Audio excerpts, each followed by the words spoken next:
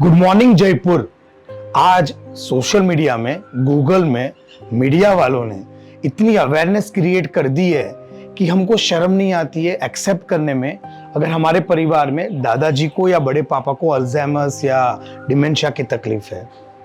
हमारे फैमिली में हमारे छोटे भाई को माइग्रेन है, then we accept it very easily कि छोटे भाई को माइग्रेन है, उसको लाइट से दिक्कत हो रही है, साउंड से दिक्कत हो रही है। लेकिन इतनी अवेयरनेस क्रिएट करने के बाद भी आज एक ऐसी बीमारी है जिसको स्वीकार, सहकार और सहयोग देने में दिक्कत आती है।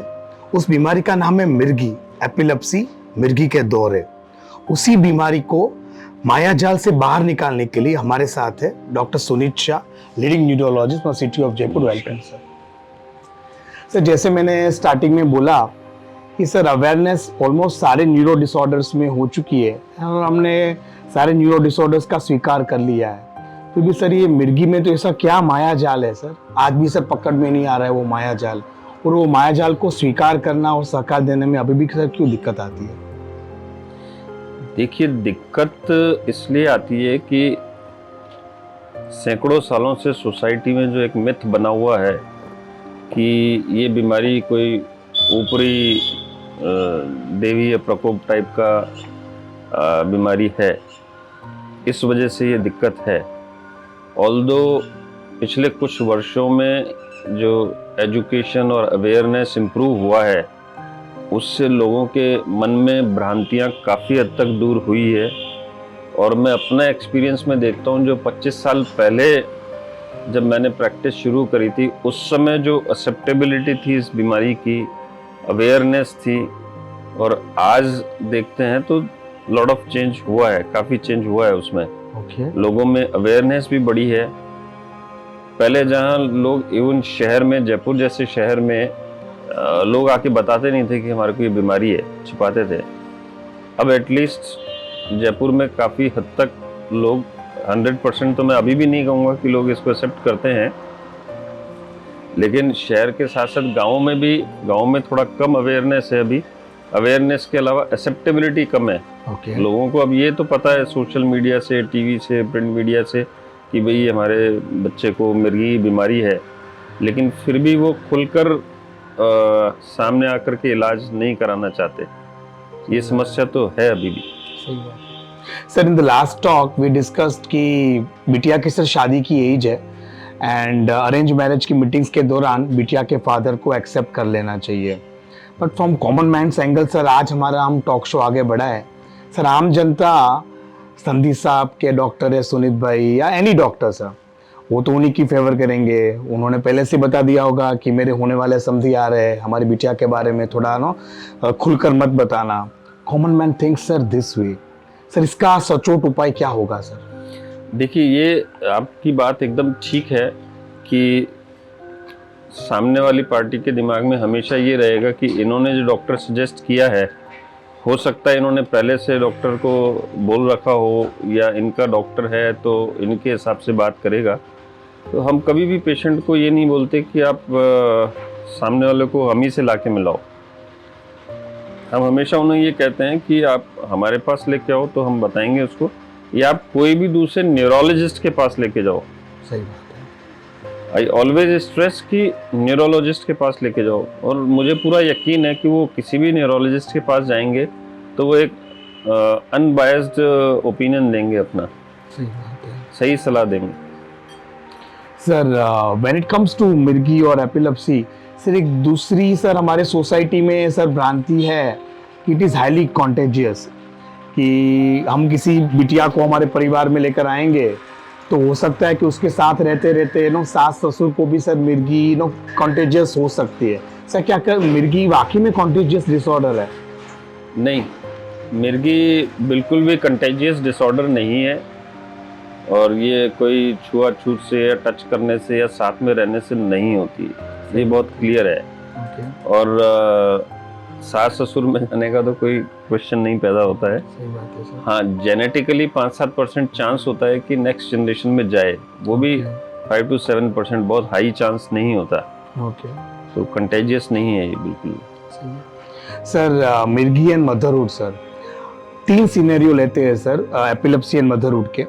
सर एक कपल सर रेडी हुआ है एंड एक्सेप्ट कर लिया है कि मेरी वाइफ को मिर्गी है, and after accepting and after marrying ये कपल सर अगर मतलब चाइल्ड प्लान करता है सर, तो what are the precautions this couple should take? देखो, मिर्गी का पेशेंट है, यदि लड़के को मिर्गी है तो कोई समस्या ही नहीं है, उसको पेरेंटहुड में कोई दिक्कत नहीं आने वाली है। ओके।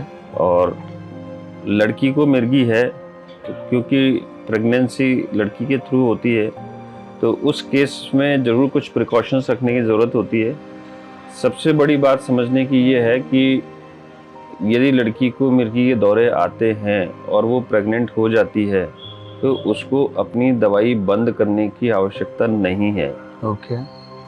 कि दवा से होने वाला नुकसान की बजाय यदि प्रेगनेंसी के दौरान मिर्गी का दौरा आ जाता है, उससे जो नुकसान होता है ना, वो उससे कहीं कहीं ज़्यादा अधिक होता है। इसलिए दवा तो लेनी ही लेनी है, टाइम से लेनी है। जैसे ही आप प्रेगनेंसी प्लान करते हैं, आइडियली तो है कि आप प्रेगनेंसी प्लान करने से पहले अपने न्यूरोलॉजिस्ट से संपर्क करें, तो वो कुछ प्रिकॉशंस आपको समझाएंगे। कुछ दवाइयाँ होती हैं, फॉलिक एसिड की दवाई दी जाती है। जो आजकल दवाइयाँ हैं, ज़्यादातर दवाइयाँ सेफ हैं, जिनमें 2-3% से लेके 5-6% तक चांस होता है कि बच्चे में कोई डिफेक्ट आए। सही बात है। उससे भी बचने के लिए प्रेगनेंसी के शुरुआती हफ्तों में फॉलिक एसिड की दवाई दी जाती है, तो वो उसकी भी संभावना को काफ़ी हद तक कम कर देता है। सही बात है। तो यदि आप प्रेगनेंसी प्लान करने से पहले अपने न्यूरोलॉजिस्ट से मिल लेते हैं और वो दवा शुरू कर देते हैं, तो एक नेग्लिजिबल चांस होता है कि बच्चे में कोई डिफेक्ट आए।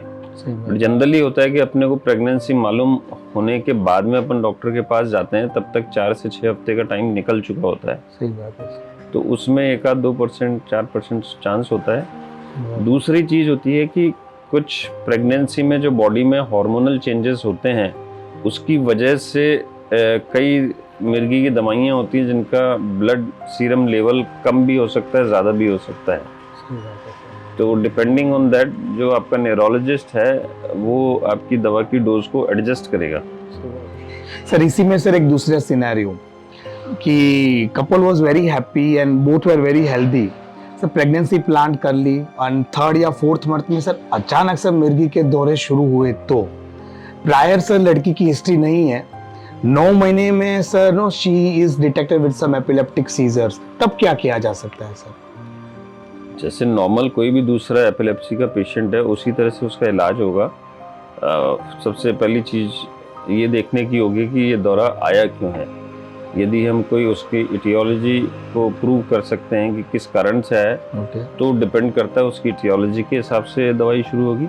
अदरवाइज जो एज पर प्रोटोकॉल है, जो सेफ मेडिसिन ड्यूरिंग प्रेगनेंसी होती हैं, उन्हें शुरू किया जाता है। आजकल लेवेट्रास्टाम सबसे सेफ दवाई है, लेमोट्रोजिन है, ये दवाई जनरली उसमें दी जाती है। सोडियम वेलप्रोएट, फिनोबार्बिटोन, फेनिटोइन, ये दवाइयाँ जो पहले पुरानी दवाइयाँ हैं, बट इनका प्रेगनेंसी में साइड इफेक्ट ज़्यादा होता है, ये जनरली अवॉइड की जाती हैं। सही बात है। सर मैं अगर सुनीत शाह सर को 20 साल सर रिवाइंड मोड में ले जाऊं, तो सर आप जब अपना MD-DM कर रहे होंगे, तो सर आपका भी सपना रहा होगा कि देश का एक अच्छा न्यूरोलॉजिस्ट बनने का। बेस्ड ऑन दैट सर एक केस लेते हैं, 27-28 ईयर्स का सर गुजराती या राजस्थानी नौजवान है, अपना MBA कर रहा है।